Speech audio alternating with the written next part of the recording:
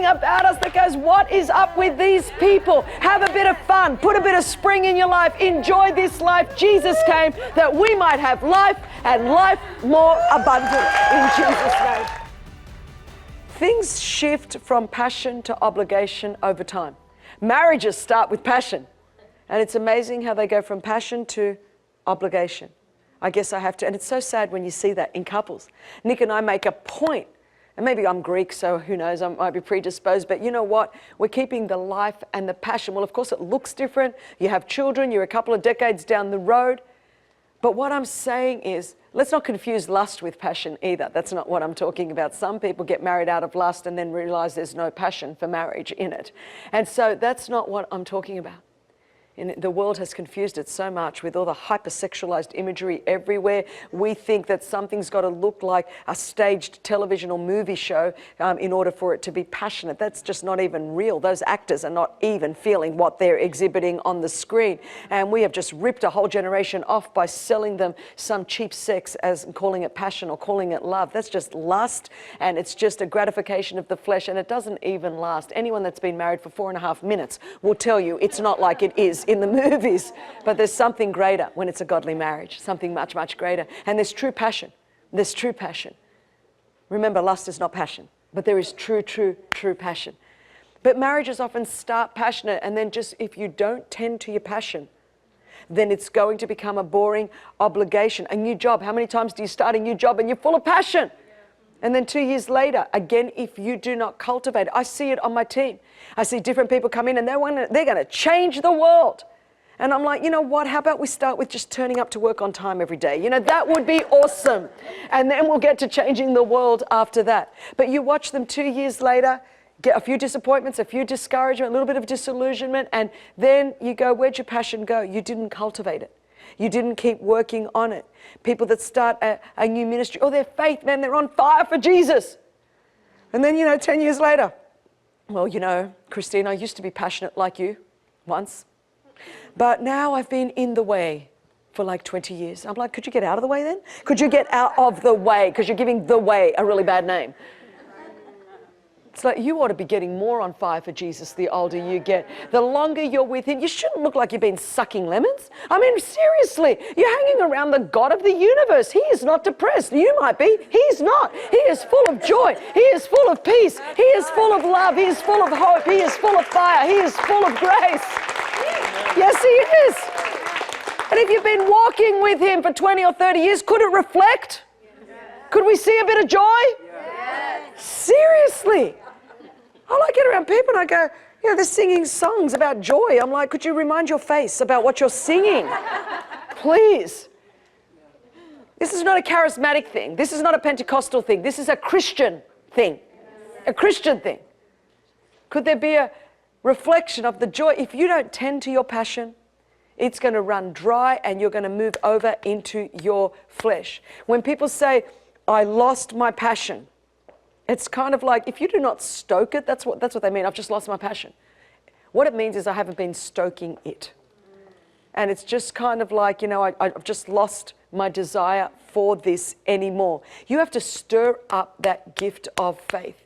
You've got to stir it up.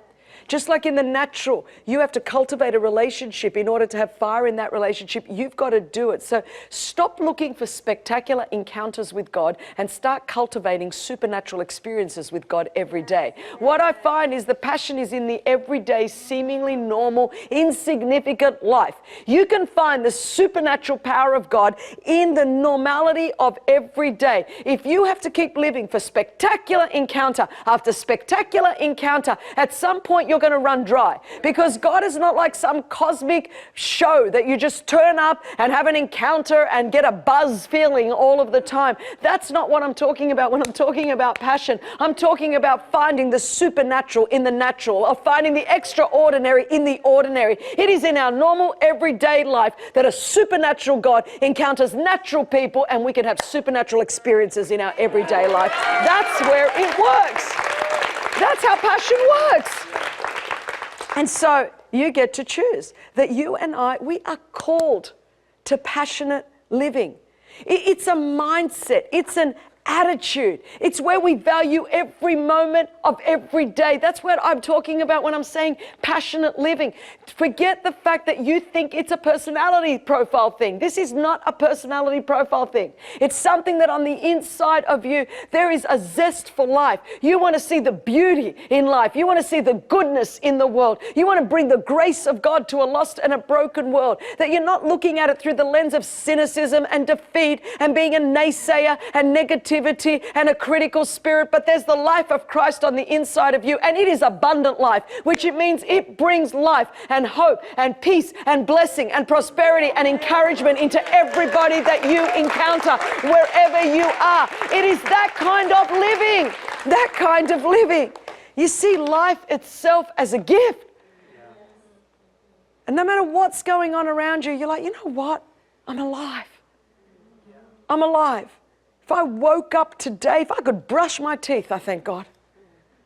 Sometimes I was walking up the stairs in my house 2 days ago and I went, you know what, God, thank you. I literally said this out loud, that at my age and my stage, without any problems, I can run up these stairs 3 or 4 at a time if I want to. And I said, thank you for the miracle of my legs. Literally, thank you for the miracle of being able to walk. I look at other people in their 50s, my age, and I'm thinking, wow, you know, maybe either just something has happened beyond their control and they don't have movement in the same way that I have, or perhaps maybe they haven't taken care of their body. And I'm like, God, I'm so grateful. You can always find something to be grateful about. Every single one of us has something to be grateful about. You know what happens? I remember once seeing the movie Shirley Valentine, and there was this line and it struck me. She said, most of us are dead before we die. And the thing that kills us is all of this unused life that we carry around. And I would say there's a lot of dead men walking and dead women walking.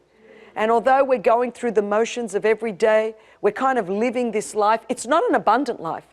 We're dead way before we get to the grave. And what's killed us is all of this unused life, this Zoe life, this life that Jesus came to give us. I tell you what, when I go down into that ground, if the Lord doesn't return and take me up in the sky, whichever way happens first, no one is going to say, she could have done more. I'm not going to stand before God. I mean, at best, he might say, you could have had a bit more rest. That's okay. I don't mind. I'd rather have that than, Christine, what did you actually do with this life that I gave you? Christine, I put so much potential on the inside of you and it went to the grave with you. Could you imagine that? Do you know our graveyards are full of potential that was never realized? It just went into the grave, into the coffin with the people. That little dash, full of potential, could have said so much more. But I intend to suck the very marrow out of life. I want to see, well, look, God, what could you do with a life that's just abandoned to you? I just keep saying, here I am, send me. Here I am, send me. I just want to see what's possible. That's okay. I'm going to go into eternity anyway. It's coming sooner than it is in my past. So whenever it's going to happen, I want to make sure that I've sucked the marrow out of life on this earth. I want a passionate life. I don't want to just, the most I think about is how I'm going to pay the bills and have my retirement and golf my way into heaven. No, thank you. No, got no plan. People are like, what's your plans for retirement? I'm not talking about economically looking after yourself. But I certainly have not got this view of where am I going to have my little retirement house and what am I going to do? No way. I'm going to run hard after Jesus until the day I die. I'm telling you, you know, if it wasn't, my kids don't like this because they think it would be really horrible for you. But I think, wouldn't it be awesome to be in the middle of an arena preaching and just then I go into glory? My kids are like, Mom, you're sick. Imagine how that would make everybody feel if you just dropped dead while you were preaching in an arena. But anyway, okay, so maybe that wouldn't be the case. But there's something on the inside of me that goes, come on. I want to make every second count for the sake of Jesus Christ. Do you remember the film Chariots of Fire? And Eric Liddell, he said, I believe God made me for a purpose for China. He was going to be a Chinese missionary, and his sister was saying to him, hey, you're going to run in the Olympics. Are you compromising your Christian call? And he says, I believe God made me for a purpose for China, but he also made me fast. When I run, I feel his pleasure. It is not just for fun. To win is to honor him. He knew that there was this thing he was passionate about. You can be passionate about a lot of things, and you can express that passion. If God gave you gifts and talents in your art, in technological advances, in maybe you're a CEO and you love business, I don't know what it is, but there ought to be something about you that says, man, God has created me and I'm on this planet for him, and I feel alive about the thing that I'm doing for him that is reflecting his glory on the earth. I wonder, like, do you like your life? Do you enjoy your life? You need to go home, you need to ask your family, are you fun to live with? Ask the people around, am I fun to live with? I ask my kids all the time, am I fun to live with? I don't want to be boring. I'll tell you one thing, whatever happens when they go, they might say a lot of things about me, but they will not say I'm boring. They will go, well, it was not that predictable. Our home was a little bit cray-cray because my mom was very, very passionate. And so what we want to do is have a spring in our step, a little glint in our eye. You know, Christians ought to be just a little bit naughty, not illegal, not immoral, just naughty. There ought to be something about us that goes, what is up with these people? Have a bit of fun. Put a bit of spring in your life. Enjoy this life. Jesus came that we might have life and life more abundant. In Jesus' name. Thank you for watching, and I hope you enjoyed this video. Make sure you hit the subscribe button and tap the bell icon so you're notified every time a new video is posted. I hope you'll share your thoughts in the comments, and if you feel led, please share this video with a friend who needs to see it. Thanks so much for watching.